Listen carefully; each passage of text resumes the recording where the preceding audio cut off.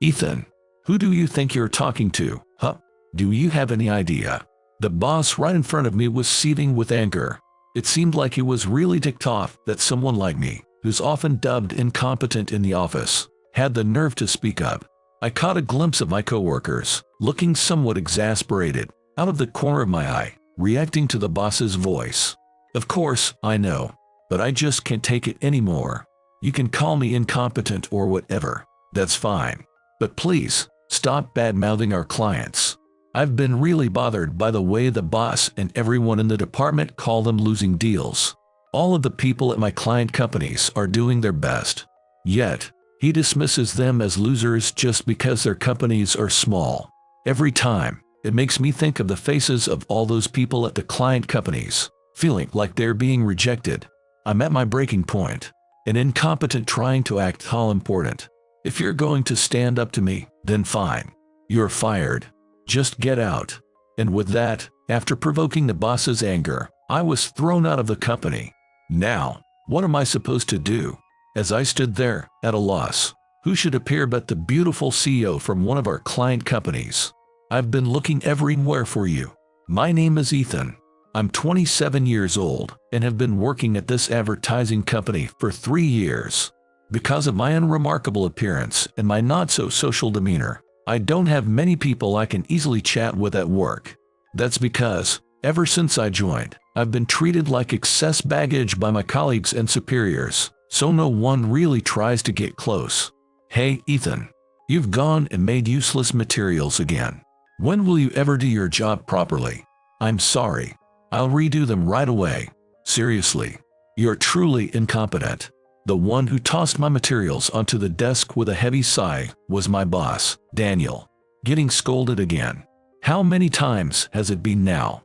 At first, it was sad hearing the manager call him incompetent, but now, it's just, I heard the voices of my colleagues discussing the exchange between me and Daniel, but I ignored them, taking the rejected materials back to my desk and facing my computer screen in silence. As everyone says, it's become so routine that even I don't feel anything anymore when called incompetent by the manager. Daniel, along with the rest of this department, judges everything based on whether it will bring in profits. They lump together small companies, those with low name recognition, those that are demanding or have strong personalities, into one category, calling them losers. And it's people like me, deemed too mistake-prone and useless, who get these clients assigned to them. I was labeled incompetent by Daniel right after I joined a company. It began with some materials I was asked to prepare that weren't up to par. Can't do anything right, even with a college degree. And that's how I got the nickname incompetent. Whatever Daniel, the head of this department, says spreads throughout. There hasn't been anyone willing to challenge his methods since I joined. Even newcomers get assimilated into this way of doing things within a month. So, there's no one among my colleagues who stands up for me, and everyone sees me as incompetent, just like the manager does. Where I stick to this job in such an environment, I'm not really sure myself. But, I have companies that I'm responsible for. I don't want to abandon them. I figured I'd at least see my tasks through to completion before leaving, and before I knew it, 3 years had passed. It was while I was redoing the documents Daniel had told me to fix. Daniel, Sarah from Miles Corporation is here for a meeting. Ah, that company. He sighed, looked up at the ceiling, then back at me. Ethan, you handle it. Me. Being asked to handle it, in other words. Right, that company is small and won't make much of a profit. It's a perfect losing deal for you. As I was about to reply, feeling weary of his high-handed attitude, another coworker, who had been on the phone, approached the boss with a hesitant voice. Boss, there's a job request from Big Profit Corp. From Big Profit Corp. Bring it here quick. The boss's demeanor changed upon hearing it was a request from a rising company, and with a furrowed brow, he gestured dismissively as if to hurry me away, as though he might say, "You're a nuisance. Get out." Despite my dismay at his attitude, which seemed to value big contracts more, I quickly finished preparing for the meeting and headed to the room where Sarah was waiting. Upon entering the room, there was a woman sitting there. Her posture was straight, exuding both tension and a serious aura. "Thank you for making time for this meeting. I am Sarah," the CEO of Miles Inc. I look forward to working with you. I'm Ethan, and I'll be in charge of your project. I apologize for the wait, especially since you've come yourself, Miss CEO. Though I was told to take charge by the boss, I wasn't prepared, so it took some time to find the documents they had sent over, making Sarah wait. After apologizing for even a slight delay, Sarah smiled gently. No worries. Our company is so small that I, the CEO, need to be hands-on, but I'm grateful you're willing to take on our request. I hope we can assist each other in benefiting our company. Sarah's face was bright and energetic. Her smile was infectious. Her smile, along with her expressions and gestures, which matched her actual younger age, made her easy to talk to, despite her being a CEO. Through our meetings, we worked on creating an advertisement design that fit their image and requests. Sarah often said, "We discussed this as a company, and I also sought everyone's opinions, always highlighting the team effort." Even though she admitted their company was small, the way the CEO herself sought her employees' opinions made me enviously realize they had a great company culture. I knew it wasn't right to mix personal feelings into business, but the fact remains that I became more passionate about my work, wanting to create something great for them. About a month after taking Sarah's request, I finally completed an advertisement design that matched the image of Miles Inc. I'll never forget Sarah's expression when she saw it. The sparkle in her eyes, her flushed cheeks, and her lips gradually turning into a smile from surprise. "Thank you so much for creating such a wonderful piece. Everyone at the company will be thrilled," she said, her face beaming more brightly than any beautiful woman I'd seen. Even though I had sensed her warmth and consideration for her company and employees in our previous meetings, seeing her immediate, heartfelt reaction to the design made me smile unwittingly. "I'm glad you're pleased." "Thank you, Ethan. I can't wait to show it to everyone. Please, let me know their feedback. It will motivate me for future projects." "Absolutely. I'll make sure to pass it on, so please wait for it." As we had this exchange, I walked with Sarah to the company entrance to see her off. The thought of possibly not seeing Sarah again made me feel a slight pang in my heart. "Oh, is something the matter?" When I asked, Sarah looked up at me with a troubled expression. It seems I've left my pen in the room earlier." "Understood. I'll retrieve it for you, so please wait here, Sarah." "Thank you, Ethan. It's a white pen with Miles Inc. engraved on it. If it's not there, it's totally fine." Saying understood, I quickly headed back to the conference room we had been in. I passed by colleagues who glanced at me but didn't say anything, just walking past. It was nothing new, so I didn't mind it much. This must be it. I found the white pen lying under the table in the conference room. Just as Sarah had said, it was engraved with Miles Inc. and a date from about a year ago. I remembered it was the founding date of Miles. It must have been made to commemorate the occasion, and the thought that she was still using it a year later brought Sarah's smile to my mind. It wouldn't be surprising if she cherished it. Muttering to myself in the empty conference room, I carefully wrapped the pen in my hand and hurried back to its owner. "Sorry to keep you waiting." Ethan." When I spoke, Sarah looked surprised. "Is something wrong?" "No, nothing." "Is that so?" "This was under the table. Is this your pen?" While I was concerned about Sarah's state, I handed over the pen I was holding. Sarah took the pen, gently stroked the part where the company name was engraved, and smiled. "Ethan, thank you. This pen was made for our founding anniversary, and I panicked thinking I had lost it. It's very important to you, isn't it?" "Yes. I don't want to forget our original intentions, so it's like a charm for me during important or uncertain times." "Original intentions, huh?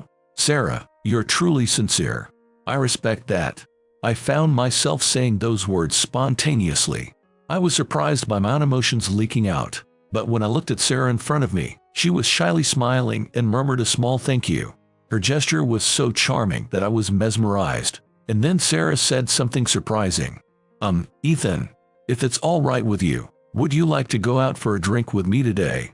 And a few hours later, I was sitting across from Sarah at a pub near the station. It had been since my student days that I went out for drinks with a woman, so I nervously gulped down the beer in my glass. I couldn't taste it because of the nerves. "Ethan, thank you for joining me on such short notice." "No, I didn't have any plans anyway." "But why me?" Sarah, actually, today I heard you being called incompetent, and also that our request was referred to as a losing deal. Hearing Sarah's words made me go pale, and I remembered the colleagues I passed by when I went to retrieve Sarah's pen. Could it have been then? Sarah, I'm terribly sorry for the rude remarks made by our employees. I immediately apologized. Talking like that within the company is one thing, but to do it in front of someone from outside. I felt a chill run down my spine at the thought of my colleagues' lack of awareness. No, Ethan, you've done nothing wrong. On the contrary, I'm truly grateful for the wonderful work you've done. So please, raise your head.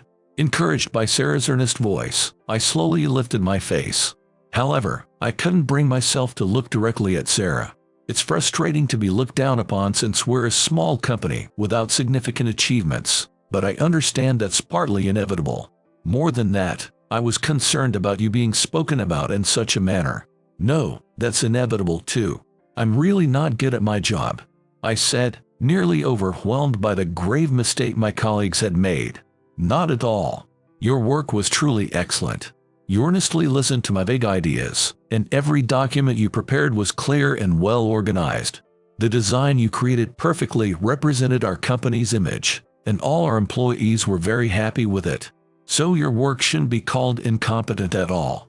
Sarah seemed almost angry as if the remarks were made about her. While thinking she was a kind person, I shook my head.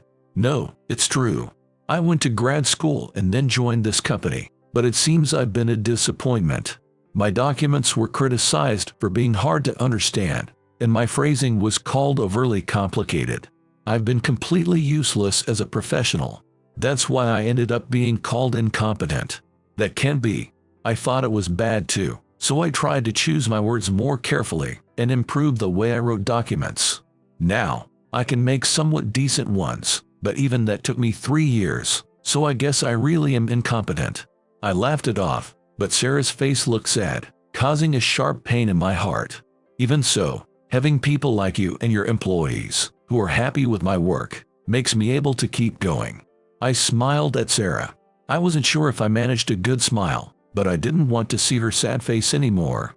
However, Sarah seemed to be pondering my words. If that's the case, then I must work hard too. Huh?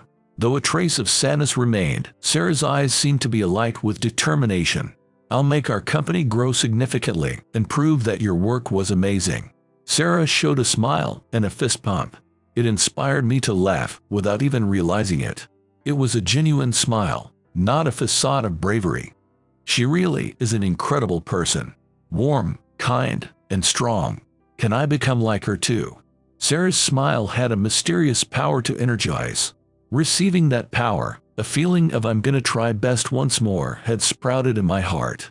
But contrary to my renewed spirit, the moment of challenge arrived.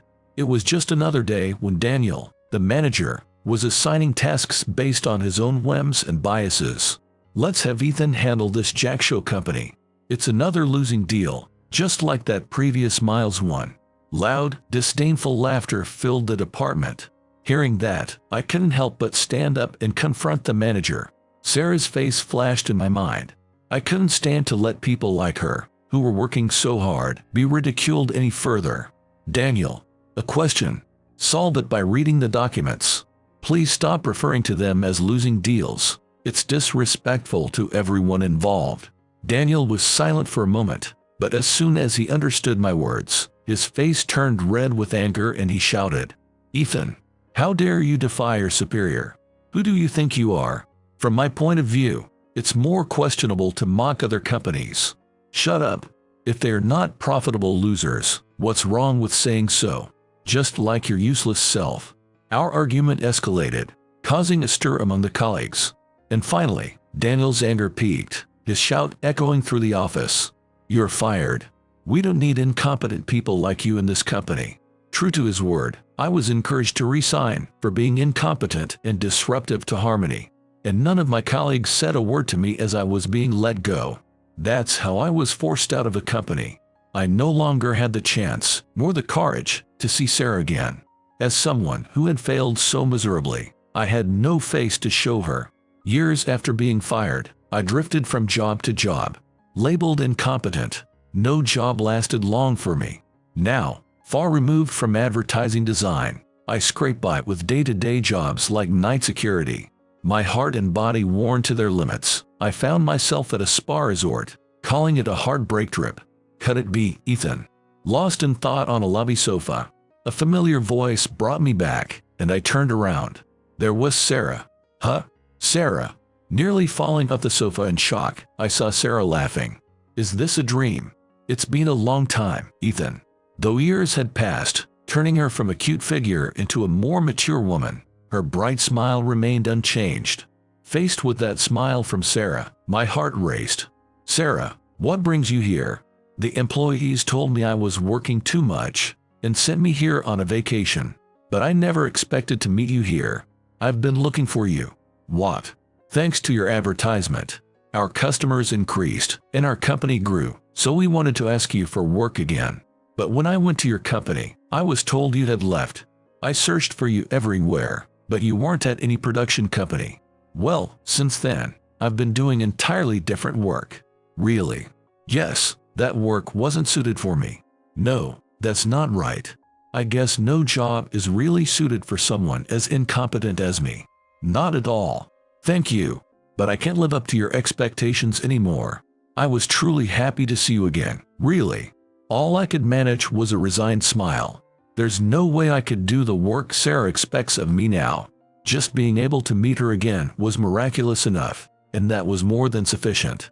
I want to ask you for your help again, Ethan. Yet, Sarah looked straight at me and said that. As I was about to shake my head, she said again, with determination in her eyes, I want to ask for your help, Ethan. Her gaze and the words directed at me were just as they had been back then. They reached straight to my heart with the same warmth and intensity. Sarah, insistent on her request, practically dragged me to her room. Surprised by her assertive side, I watched as she began to spread out a laptop and documents on the desk. Wasn't she supposed to be resting here?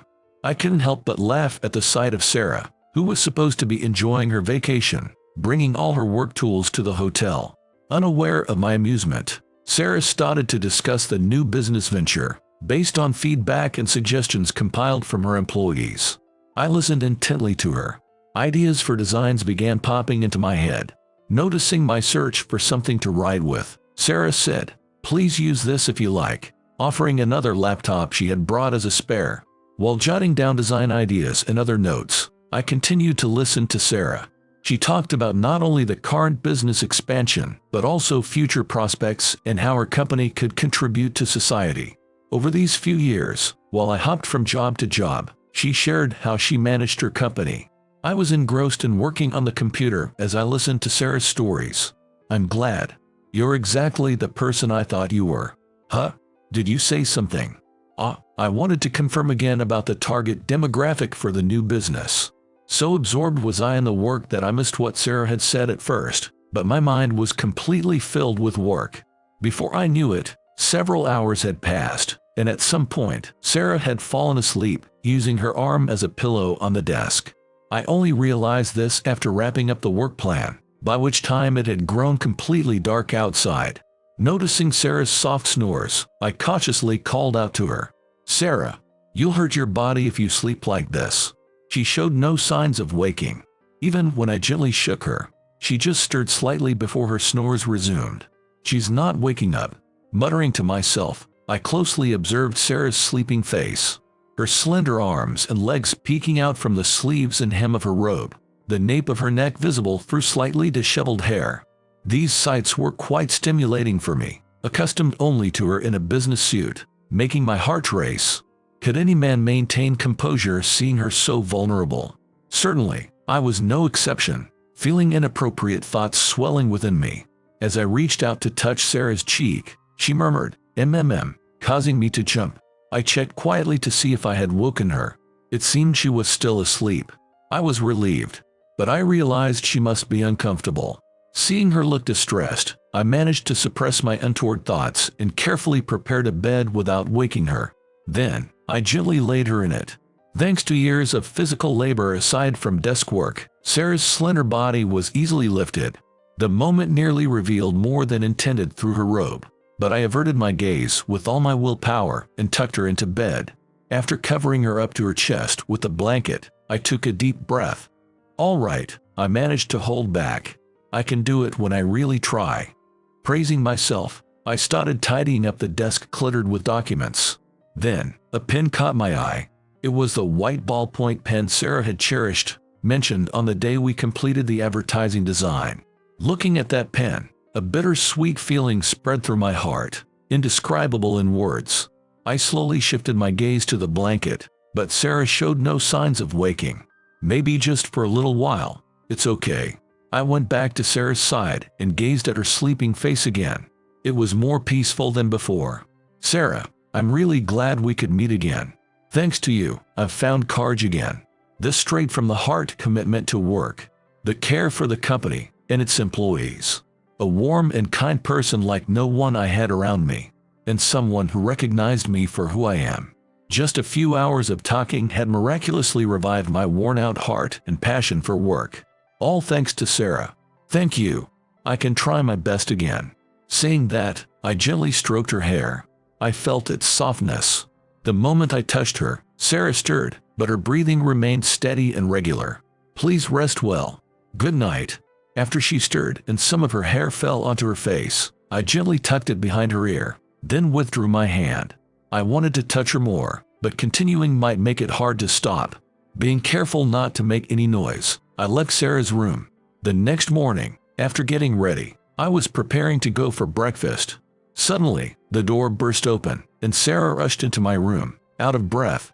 Sarah, good morning, but those documents, you made them, right? On the computer.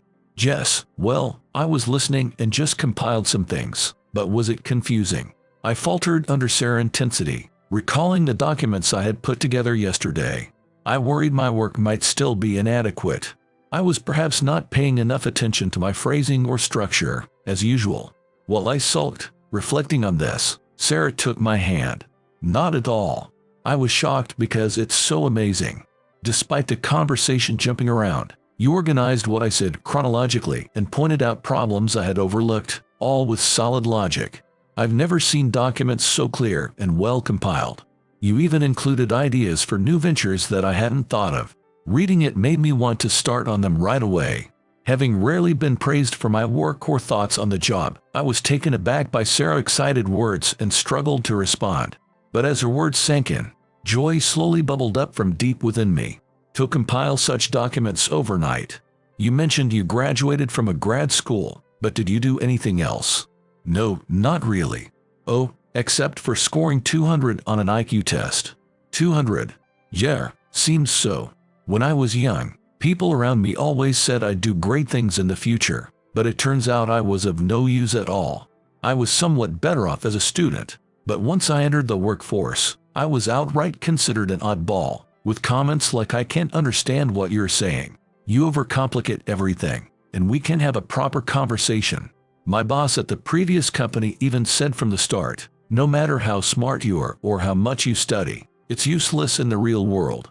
Remembering that company brings back unpleasant memories, but looking at Sarah's face, listening to me, those feelings dissipated. Still, I wanted to contribute to the company, so I worked hard to fix what I could. It took me 3 years, and I never fully succeeded. But yesterday, getting back to work was so fun. I ended up reverting to my old ways, it seems. I laughed, but Sarah looked at me seriously. She was still holding my hand. Feeling the warmth from her hand and her sparkling eyes, my heart began to race like it did yesterday. Ethan, the documents you wrote yesterday are undoubtedly the culmination of everything you've built up. You're not useless. You're needed by me, by us. She then squeezed my hand tighter. Please, work with our company. I'm asking you. That spa trip changed my life. After being labeled an oddball, useless, and ultimately fired, my encounter with Sarah led to joining Miles, a company now drawing industry-wide attention for its rapid growth. Sarah told me, please do the work you want to do, just like those documents. Believing in Sarah's words and starting to work, I found the reception here was the exact opposite of my previous company. Instead of being asked to redo documents or proposals, I often heard praises like your perspective is innovative and it's so detailed, it's easy to understand. Though there were tough times, I could sense the warm intentions behind them, motivating me to work harder. For the first time, I felt fulfilled in my job. Half a year had passed since I started working here. I was able to turn the new business ideas I conceived during that spa trip reality over the past 6 months, and I was entrusted with the role of overall leader for that department. Being given such a significant responsibility for the first time, I was incredibly nervous and anxious, but everyone in the company encouraged me, saying, "If it's Ethan, it'll be all right. Let's work hard together." Honestly, I felt like crying. Could this be what comradeship is? As fellow supporters of the company, everyone accepted me. This was something I could never have experienced at my previous company. I'm truly glad I joined this company. I can't thank Sarah enough for finding me when I was about to give up and for helping me stand up again. She is my benefactor and much more to me. It was while I was thinking about Sarah. "Ethan." Sarah ran up to me. "What's wrong? Isn't our meeting not until?" "It's different. Daniel from your previous company has come here. He wants to entrust the advertisement for the business you're leading to us." "Daniel, I see." Sarah looked a bit anxious. She must be worried about me. Such a kind person. "It's okay. I'll go." "Are you sure?" I nodded with a smile at her question. "All right. But I'll go with you. I have something I want to say to him." And so, Sarah and I headed to the lobby where Daniel was waiting. When Daniel noticed Sarah, he approached with an unprecedented level of humility. "Sorry to keep you waiting. I'm Sarah." "Oh, it's an honor to have the CEO herself come." "I am." "Daniel, right. I'm aware of you." "You are. To think you know my name." He seemed to take it as a good sign, a smile of satisfaction on his face. "So, regarding the advertisement for the new business, I would very much like to entrust it to our company. With our excellent designers, the success of the new venture is guaranteed." "No, thank you. We have competent people here. Right, Ethan?" Sarah smiled at me warmly. It was then Daniel noticed me. "You. Long time no see, Daniel. How come you are here?"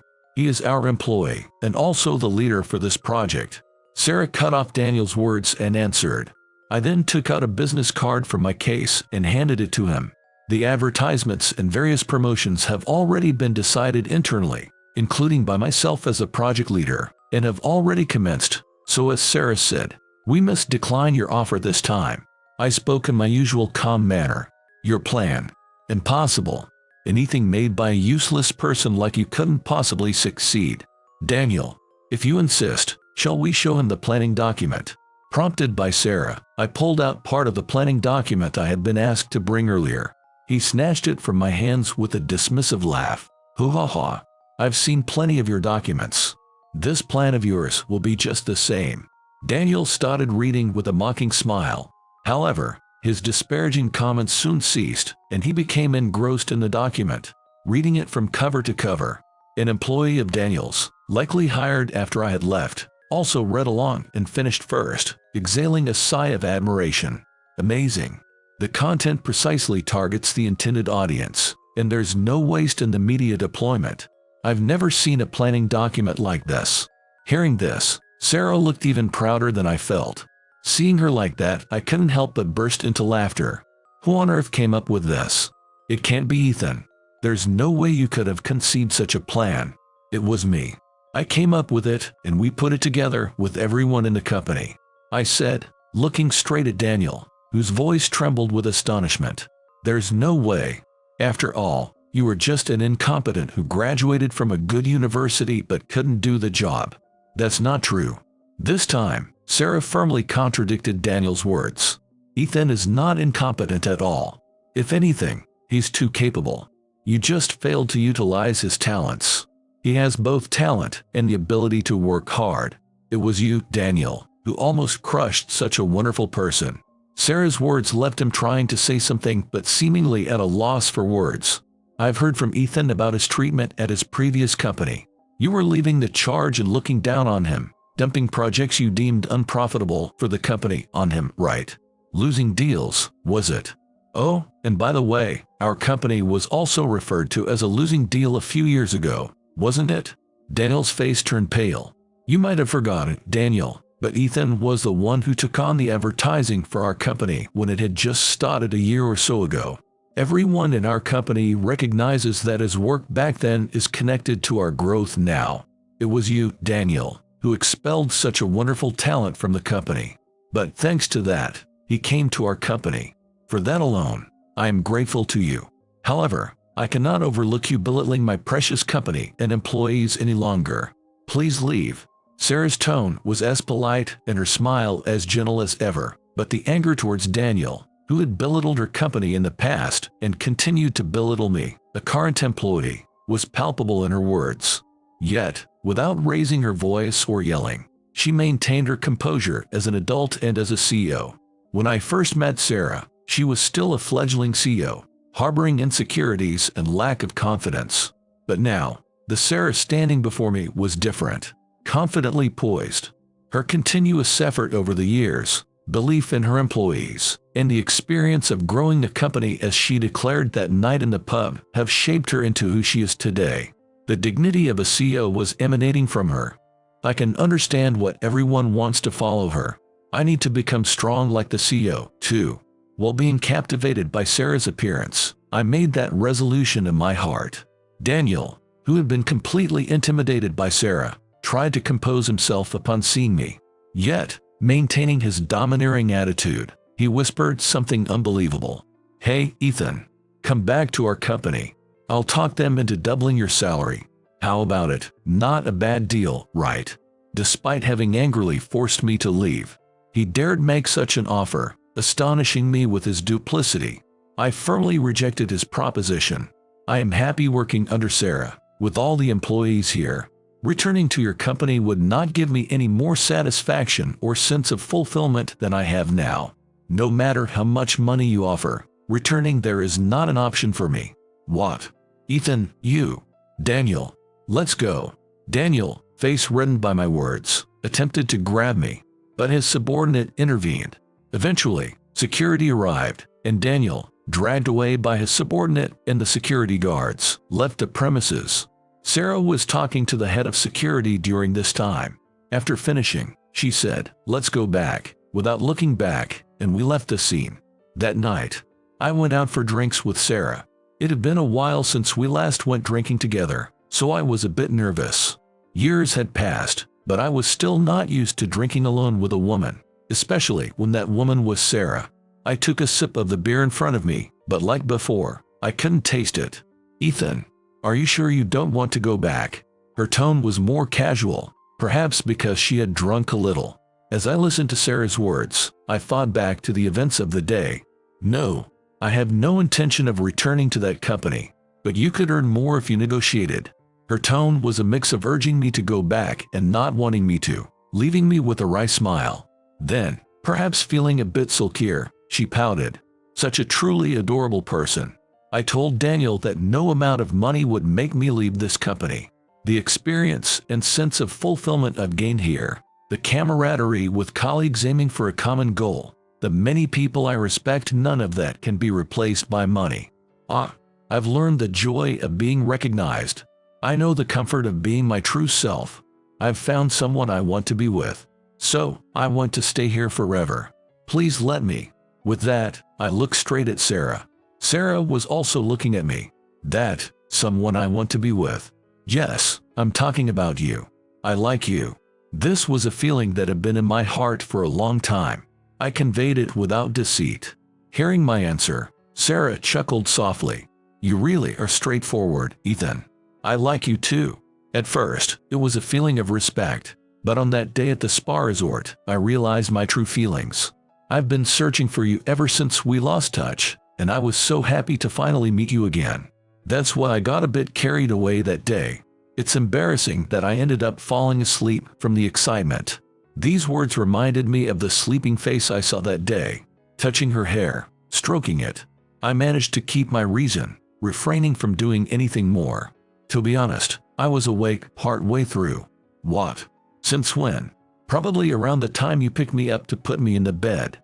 This shocking confession left me scrambling to remember my actions from that day. From that moment, Does that mean she knew about me possibly seeing her thighs or her chest and touching her hair? I'm sorry. I was a bit possessed by something, but I managed to restrain any further desires, so please forgive me. I'm truly sorry. All I could do was apologize profusely. Seeing my reaction, Sarah burst out laughing. It's okay. I'm not mad. Rather, I thought it was gentlemanly of you to treat me so kindly, to ensure I was comfortably asleep without doing anything strange. But when you stroked my head, I kind of hoped for a bit more. Saying that, she looked up at me. With her eyes slightly feverish, she made my heart skip a beat. I wouldn't mind if you did more, she said. Sarah. Her actions and words were overwhelmingly impactful, making my head spin even more than before. She gently grasped my flustered hand and whispered, I like that honest side of you too. Then, I felt the soft touch of her lips on my cheek. Completely overwhelmed, I froze.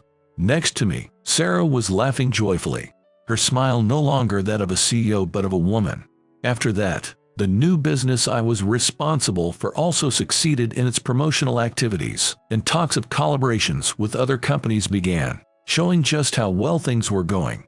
Thanks to everyone's hard work, other departments were also thriving, and the company continued to grow.